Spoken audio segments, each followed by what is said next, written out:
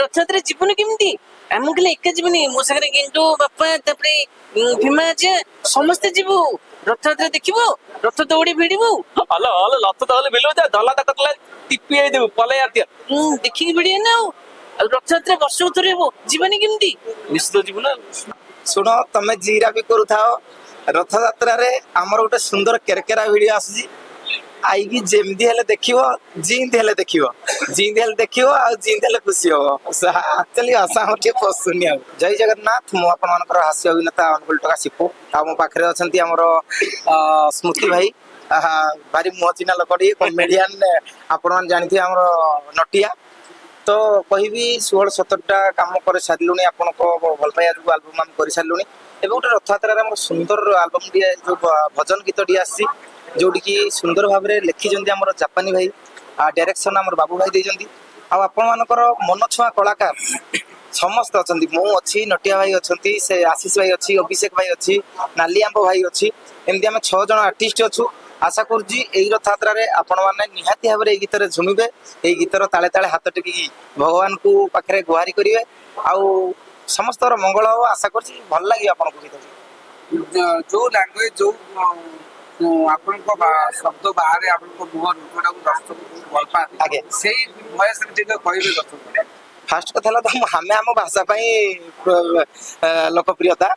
ଆମ ଭାଷା ମତେ ଲାଗେ, ମୁଁ ଏଠି ବି ମୁଁ ଭୁବନେଶ୍ୱରରେ ରହିଗଲିଣି ଆଜିକି 2-3 ବର୍ଷ ହେଲାଣି। ମୁଁ ଏଠି ବି ଜାଣିଛି ଏପର୍ଯ୍ୟନ୍ତ ବି ଯଦି ମୁଁ କେତେବେଳେ ମାଛ 2 କିଲୋ କହୁଛି, ସେ ସାଙ୍ଗେ ସାଙ୍ଗେ 2 କିଲୋ ଦେଇ ଦଉଛି, ମାନେ ଆମ 2 କିଲୋଟା ତାକୁ 2 କିଲୋ ଲାଗୁଛି ହେଲା କି। ତେଣୁକରି ଆମ ଭାଷା ପାଇଁ କେବଳ ଗୋଟେ କଥା କହିବି, କିରା କରୁଛ ସବୁ, କେମିତି ଅଛ, ନିକ ଅଛ କି? ଭଲ ତ ଥିବ ଆଉ।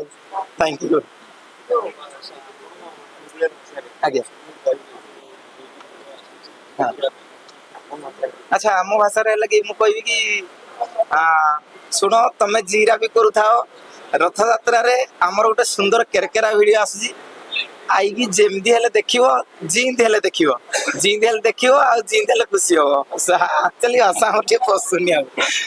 ଭାଇ କଣ କହିବେ ଆପଣଙ୍କ ନିର୍ଦ୍ଦେଶିତ 2ଟି ଗୀତରେ ଆପଣ? ଜୟ ଶ୍ରୀ ଜଗନ୍ନାଥ। ପ୍ରଥମ ଥର ପାଇଁ ମୁଁ ଭଜନରେ ଅଭିନୟ କରିଛି, ଜଗନ୍ନାଥଙ୍କ ଭଜନ। 2ଟା ଭଜନ, ଗୋଟେ ହଉଛି ଆମର ଆମ କଳା ଠାକୁର, ବାକି ଆଉ ଗୋଟେ ହେଲା ଆମ କୁନି ଭକତ।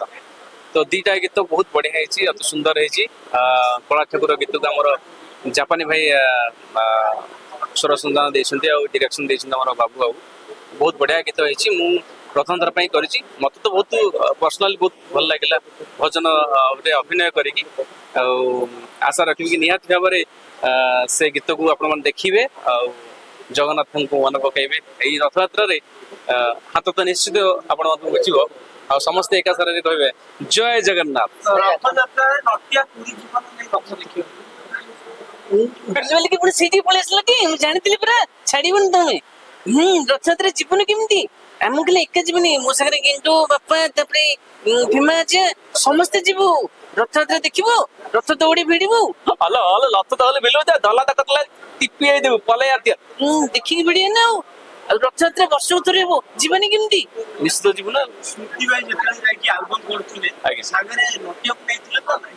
ହଁ, ନଟିଆ ତ ପାଖାପାଖି ଅଛି, 5-6 ଜଣ ନେଇକି ସାଙ୍ଗରେ ଯାଇଥିଲି। ସେଠି ବି ବହୁତ ଜଣ ଦେଖା ହେଲେ, ଭାଇ ଟିକେ ନଟିଆରେ ଦେଖ, ଏଇ ଭିତରେ ଯଦି ବାବୁ କାଲି ଚିଡିବ। ସ୍ମୃତି କି କେତେ ଖୋଜୁଛନ୍ତି ସେଠି, ଆଉ ନଟିଆକୁ କେତେ ଖୋଜୁଛନ୍ତି? ଆରେ ଅଲଟିମେଟଲି 2ଟା ଜିନିଷ, ଗୋଟେ କଏନ୍ର 2ଟା ପାର୍ଶ୍ୱ ଭଳିଆ, ସ୍ମୃତି ଏପଟେ ସେପଟେ ନଟିଆ, ନହେଲେ ଏଇ ଲୋକ କାହିଁ ଦେଖିଥାନ୍ତେ ଆଜି। ତ ସେଇଭଳିଆ ନିହାତି ଭାବରେ ଭାଇ ଟିକେ ଫଟୋ ଉଠେଇବା, ଭାଇ ଟିକେ କହିଦିଅନ୍ତୁ, ସେମାନଙ୍କୁ ଭଲ ପାଇବା, ସେମାନେ ଖୁସି ଏଇଟା। ଆଜ୍ଞା,